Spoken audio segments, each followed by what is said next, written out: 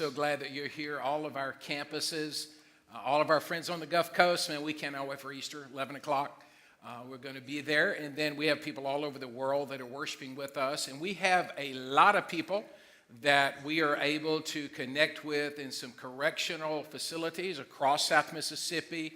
And I've got a word for you. God's not done with you. God has a plan for you. That song we were singing about God's love is not just for Christians. He's talking about for people that feel far away from him. He says, I'll break down every wall. I'll scale every mountain. I'll tear down every lie to get to you and to love you. And so we hope you get that. We're not just singing that. We mean that. We know that's true.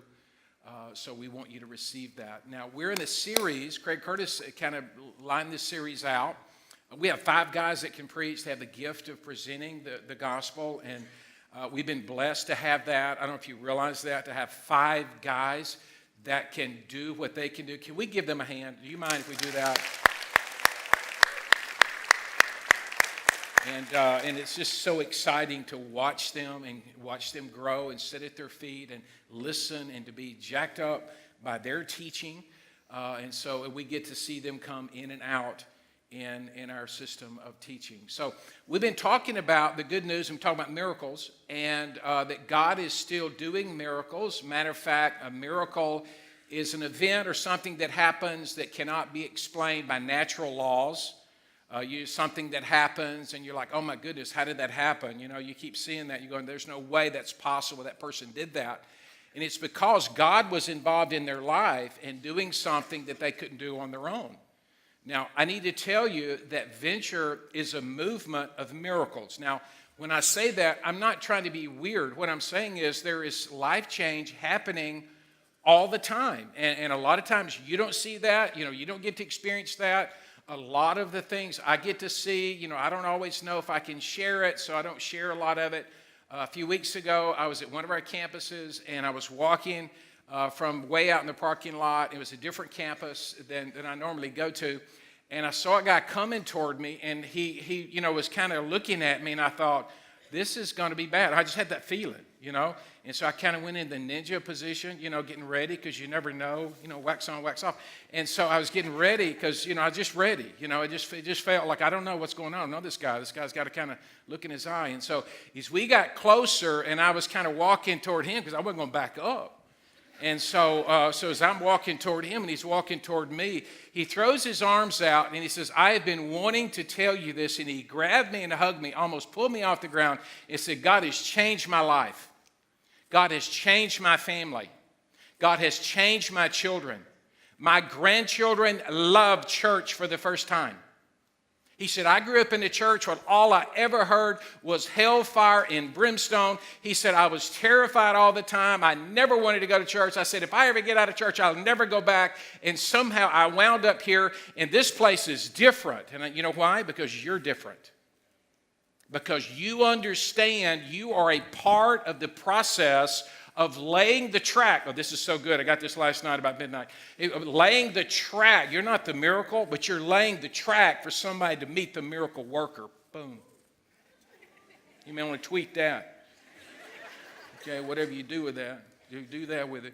And so we're going to talk about miracles, and we've been talking about how the first miracle, and I wanted to preach this one because it was Jesus turning the water into wine.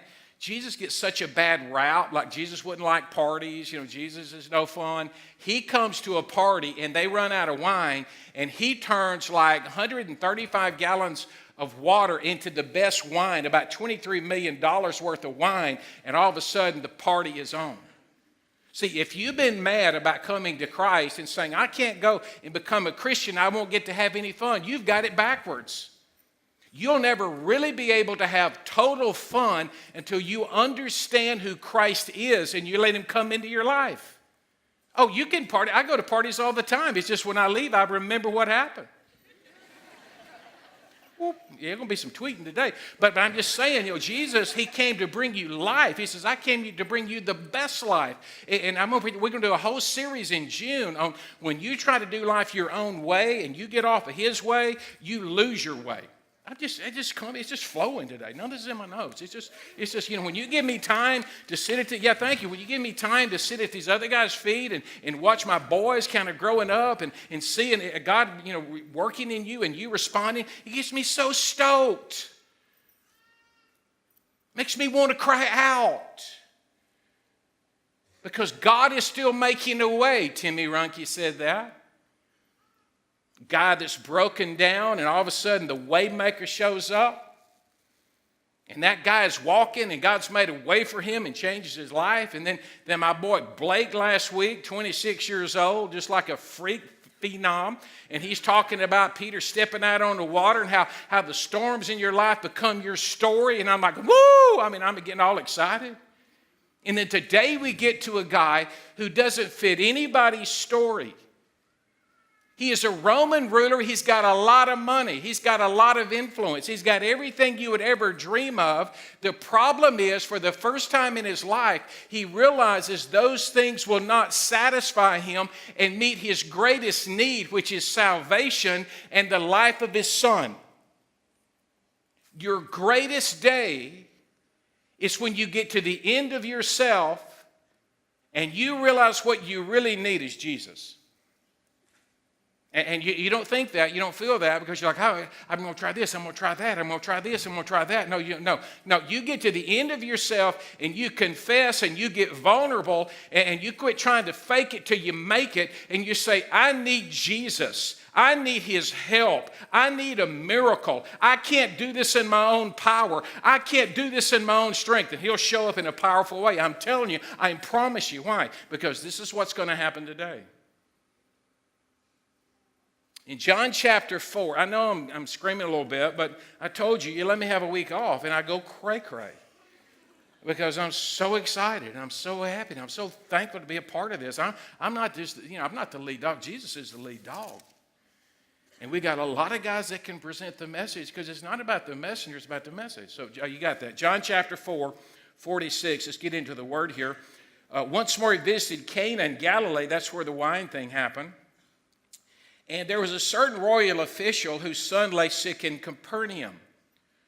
When this man heard that Jesus had arrived in Galilee from Judea, he went to him and he begged him to come and heal his son, who was close to death.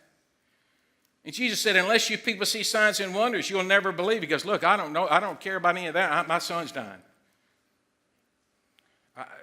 I just need you. I don't have the money or the manpower or the people to call to get him healed. I need you. And Jesus, being as cool as he is, says, go. You're talking about power. Go.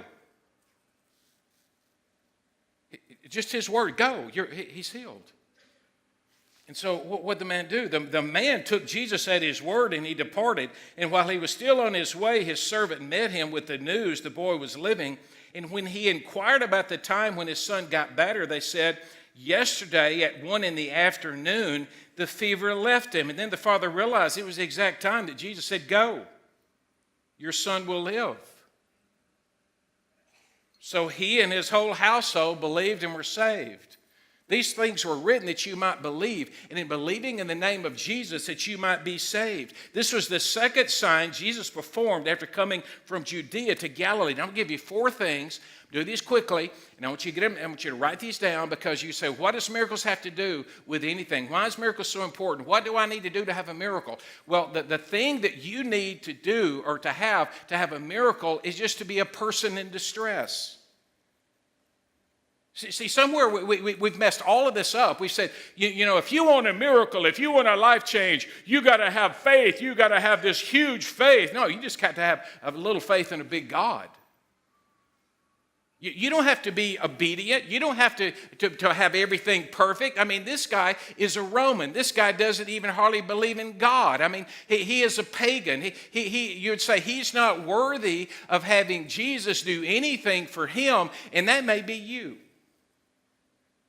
That the reason when you happen to go to church or you come occasionally, you're thinking, I don't deserve anything because of all the things I've done wrong. He goes, no, you don't get that. He said, it is about me. It's about my goodness. It's about my grace. It's not about your faithfulness. Now, I'm not telling you, if you're a believer, to go out here and be unfaithful and God's going to bless you. I'm not saying that. What I'm saying is simply this. The reason the devil has told you, you cannot have a miracle, you cannot have things great happen to you because of your past. That is not true.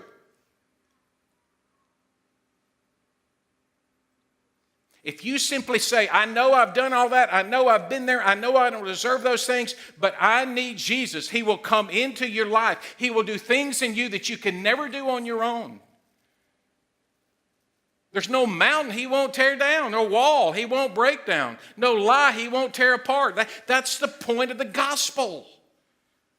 So this guy, he's got a problem, okay? So he's got a lot of money, but he can't get his son healed, and he's got a lot of leverage, he got a lot of power, he can't get his son healed, and so he walks 20 miles. Now I did this research on the whole thing of Capernaum. It's down by the Sea of Galilee. You can Google all this.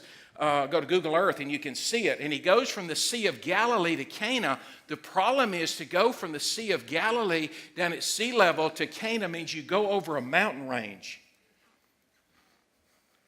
25 miles. Takes him 3 or 4 or 5 days to get there. And the question you ought to have when you're reading the Bible is, why did He do that? I mean, Jesus is a carpenter. Jesus is a man. Jesus is Jewish. How would He know to go 25 miles to talk to a Jewish carpenter about his son who's sick? How would He know? Somebody along the way said, Jesus Christ has done this in my life. Do you see how powerful it is when you share what God is doing in your life? Just your word of, hey, this is what's happened to me. See, some of you don't have enough confidence in yourself just to say, because you say, well, I've done this wrong, and I did that wrong, and last weekend I was over there, and is Roper still in business? But you were at Roper's, and but you're here now. And you tell somebody, hey, this is what God is doing in my life, and all of a sudden it changes them. It lays a track down so that they can come to know who Jesus is. That's why we encourage you all the time. Be inviting, be inviting, be inviting, be inviting, be inviting, be inviting. Tell people what God's doing in your life. Don't take it for granted that everybody knows Jesus. I was coming back from the coast just a week ago, and I stopped and got a Frosty, a big one. I said, do you have a bucket that you can put it in? I said, I just want a bucket. I was just going to just kind of put it on my shoulder and drink. And I was coming back, and I stopped by Wendy's in Wiggins. I'll just tell you where I was. I was in Wiggins. And it was the only thing open. It was late at night. And I pulled up the little deal, and the girl came to the window, and I said, hey, how you doing? She goes, I'm fine, hey. And I said, hey, you need to come to Venture. She said, I need to go to church. I said, I know. And I said, where's my Frosty? And here's the reality. It was just that moment, like you're thinking like it's got to be some big thing. You got to do some big deal. No. You just simply invite. You just simply say, God is doing this in my life. And then all of a sudden things happen. And when things happen, that proves the divinity of Christ. See, that's the point of the miracles. And when Jesus did things and people's lives were changed and transformed, the reason the church grew is that people were sharing what Jesus had done. This is not complicated. You don't have to go to seminary. You simply share the things that Christ has done in your life, and people go, hey, I need that power too. And this is what's cool. Jesus, in one word, 20 miles away. So you forget about this. 20 miles away, he said, go. He's healed. Long distance miracle. See, I got to think about that. How cool is that? Like you don't have to be in the same room. They can even be somewhere else and not even know who you're talking to. And you can pray and God can work in their life and change them in ways that are unbelievable. See, if you believe that, it would change your prayer life. If you really believe you could pray for someone who is not here, who you cannot see, and God can work in their life, it would change them. And in changing them, you could share that. See, a lot of you are like, well, I don't believe in miracles, and I don't believe in Jesus. Well, I'm going to tell you, you're in the minority. Because 82% of the people in the world believe in Jesus. You know why? Because every time you look at your calendar, you know what you're looking at? 2019 years since Jesus was born. Whoa, see, you didn't think about that. Tell that to one of your professors. Well, every time you whip out that checkbook and you look at the date, Jesus. And you kind of do that. They point to a date, and we're going to be in the state, Jesus. Yeah. He lived, and he died. Like I was looking this up, Pliny the Younger, he's a historian, and he says a man named Jesus was crucified. There's no way to get around that. I mean, it's proof. It's history, Tertullian, and all these guys. So you don't have to read the Bible to know that happened, because you're dating your calendar, and the historians have all said he died. And then when he rose from the dead, 500 people saw him after that. 500, not 50, not 500. I mean, so every angle, you know, Jesus lived. Jesus is real. Then why were these things written? So that you might believe. See, today, that's what I want for you more than anything else. No matter where you're listening, I want you to believe that Jesus did these miracles, because in believing he did these miracles, you can have faith. You can have life. And when Jesus did the miracles, he's pointing somewhere. You say, well, where was he pointing? I mean, I just thought he did miracles. Like he just kind of walked up and went, bam, you got a miracle. Or you're blind, bah, you see. Bah. Or you're hungry, let's feed 5,000. No, he's pointing to something. Listen, when Jesus did the miracles, you know what see, everything he did was to love you. Every single thing Jesus did was to love you.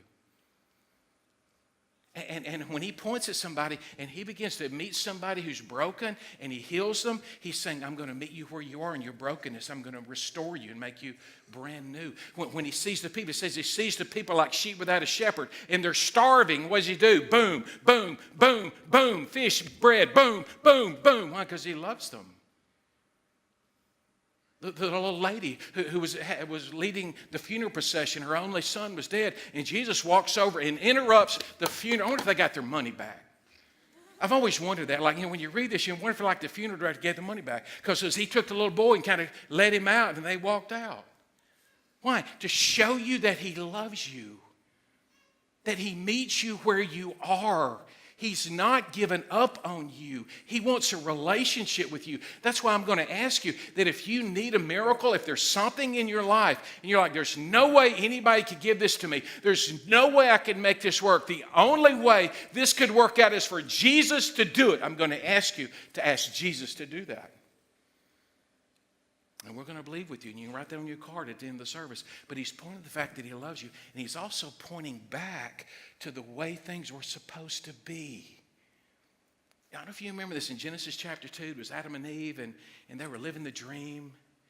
And, they didn't have, I know it sounds crazy, but I read the Bible and I think, wow, that's cool. But they didn't have any clothes on, and they were not ashamed. And it was cool of the day. And, it was like temperature was always great. And food was everywhere, it was amazing. And then they messed it up. And our world was broken. And see, a lot of things you blaming God for, it wasn't God's fault, it was our fault. We broke the world. He didn't break the world. He made the world perfect. That's why when he sees people that are sick, he goes, I'm going to heal you, because there was a time in Genesis 2, I created this thing to be perfect, and I want you to be well like I created you to be well. And then he sees these hundreds of people hungry. He says, I'm going to feed you, because there was a time when nobody was hungry, and I'm going to feed you to remind you I'm the new Adam. I'm making all things new. And then there's somebody that dies, and he raises them from the dead. He says, there was a time when people didn't get sick and die and get hungry. He said, I'm pointing you all the way back to Genesis 2, the way I intended for the world to be. That's why when you have people in your family that die, you're like, oh my goodness, this is terrible. Yeah, it's terrible, because they weren't supposed to. Because in Genesis 3, when we sinned, and now that we're sinning, we broke the world. We broke the internet. We broke our bodies. And if you left it there, you'd be real discouraged. I mean, if all you had was Christ Church and the guy that comes in and kills all those people, and you'd go, oh my goodness, there's no hope. But in the miracles, he's not only pointing to the fact that he loves you, pointing back to Genesis 2, he's pointing to the future where everything is going to be made brand new. you're going to have a brand new body. You're going to have this amazing, amazing world. There'll be no more tears. There'll be no more sadness. In the end, if you know Jesus, this is why I get so jacked up. In the end, if you know Jesus, you win. You win. Like I know in that moment that it hurts when you lose somebody. But if they know Jesus, this is why I'm so jacked up about going to the coast. This is why I'm so jacked up about telling you about Jesus. Because in the end, and it's coming for all of us, I ain't going to, I ain't going to die. I got this. You're going to be shocked, bro. Because I've been doing this a long time. And everybody at some point in time, you're going to die. And here's the reality. When you die, you go to a perfect place. You said, that's just pie in the sky. No, Jesus is pointing to that. These miracles is Jesus pointing to the fact one day there'll be no more sickness. There'll be no more disease. There'll be no more death. There'll be no more hunger. And on top of that, you know what Jesus says? So you think, great, he's taking care of me. Okay, he loves me. He's going to be great. So I don't have to, you know what Jesus said before he died? You'll do greater things than I have done. Uh-oh. Uh-oh. Means when he saves you, he's got something for you to do. You say, what do you mean he's got something for me to do?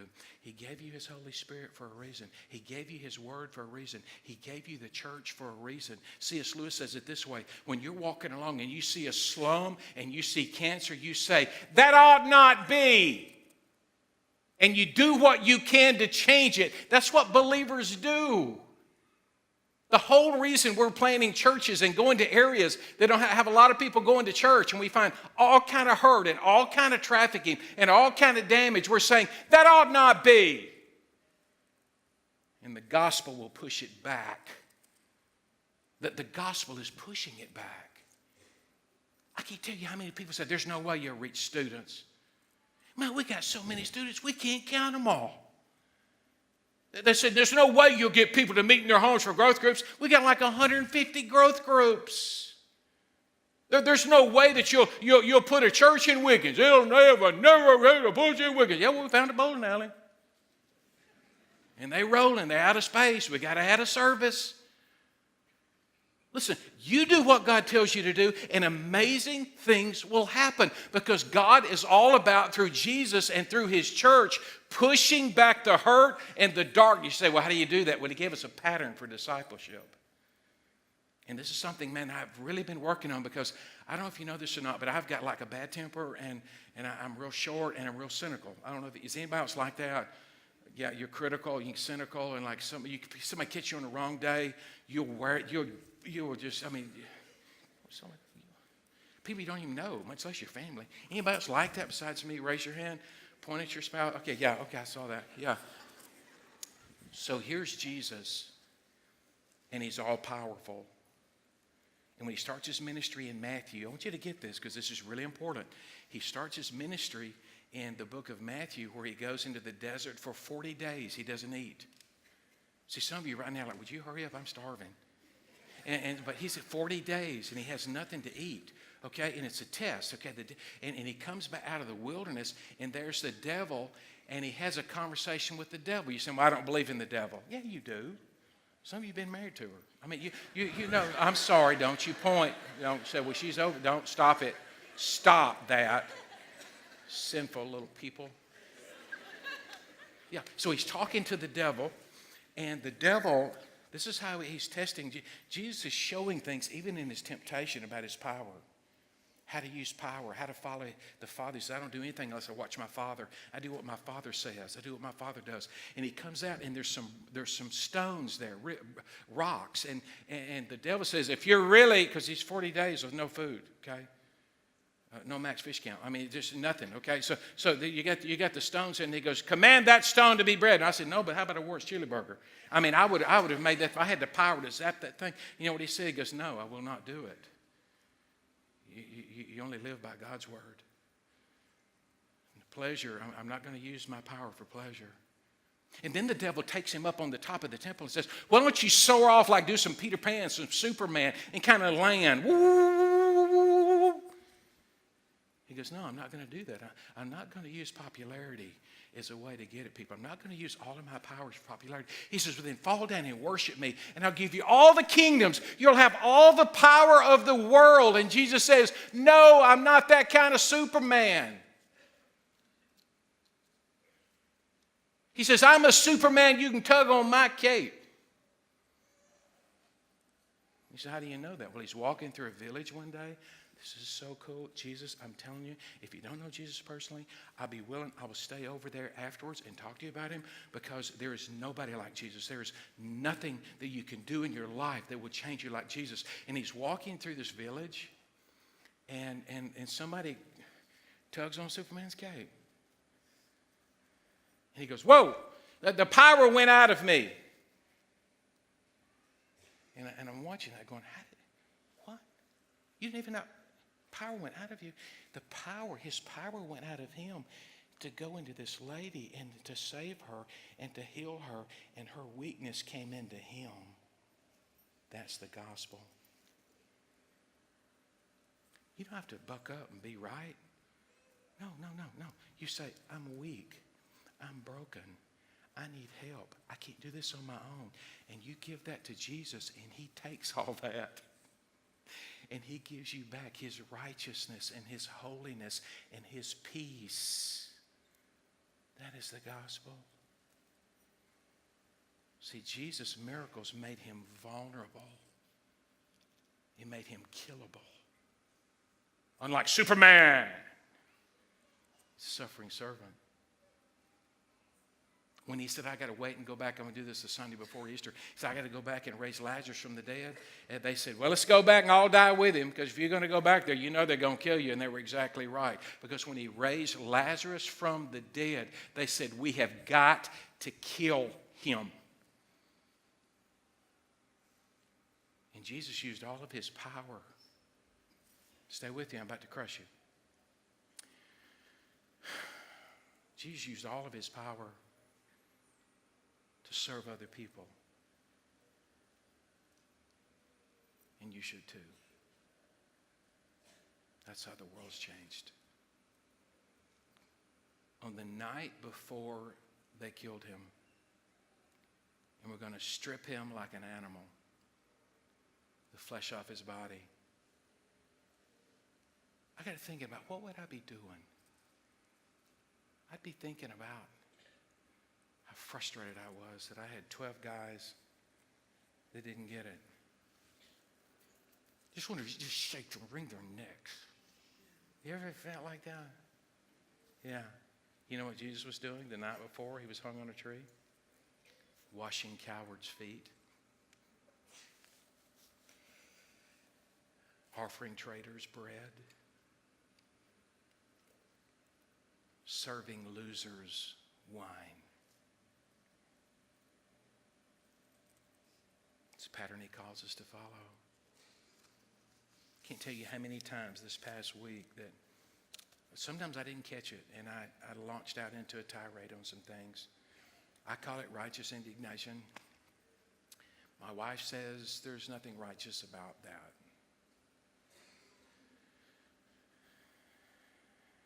We're to go about doing good. We'll go about loving people. The rise of Christianity, and I'll quit, the book I told you about, one of the reasons the church exploded, it went from 12 people, really 11, to about 70, to about 10,000, to about 500,000 to 1 million, and half of the Roman Empire. One was the miracles. People just went about saying, this is what God's done in my life. This is what Jesus did in my life. I mean, this is how my life was changed. This is how everything changed. But you know the other thing that caused the rise of Christianity in the Roman Empire? Go back and read the historians. It was the people of God that when the plagues hit in Rome and they were just stacking the bodies up, it was so bad, family members were pushing their family members outside. Some of you said, that's not a big deal. Yeah, but they were pushing their family members outside and holding the door because they were afraid they were going to catch it. You know, the only people that were helping the people who were sick were the Christians. And they were coming alongside these people that had been thrown out of their own homes, people that weren't family, people, a lot of them that weren't even saved. And they were reaching down and they were serving them, and they were getting diseased while these people were getting better.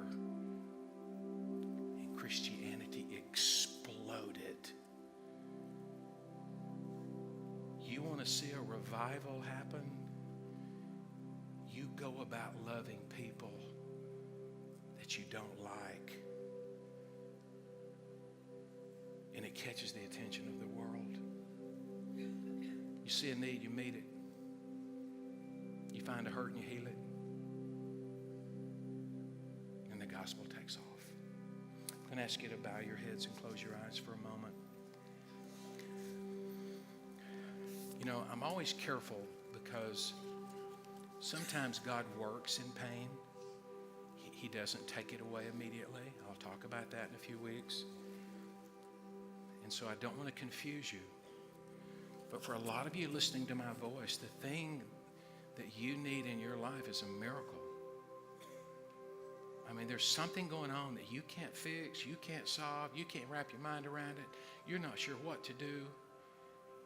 If that's you, would you raise your hand at all of our campuses? Yeah, I need a miracle. I need a God-sized miracle. Thank you. You can put your hands down. And put that on your card. We'll pray about that. But I'm going to ask you to trust the Lord. I love this about the guy. He comes and he takes Jesus at his word. He takes Jesus at his word. He returns home, and his whole family, his whole household is saved. And I'm praying that for you, that God will give you a miracle. Wouldn't it be great on Easter just to celebrate the miracles that have happened in our lives? Now, the second question, and we'll pray. How many of you see a need and you want God to use you to deliver a miracle? Would you raise your hand? It's a whole different side of it. You want God to use you. You want God to use you in a unique way to see a need that's not being met and meet it in Jesus' name, and to use you to deliver a miracle. Thank you. You can lower your hands. I'm going to tell you, we're in a season of God doing miracles, doing things that nobody can explain, through the name and the power and the love of Jesus. Father in heaven, I love these people. I do. And I always say that cautiously because my care for them may be angled in some way. But God, I know your love for them is pure.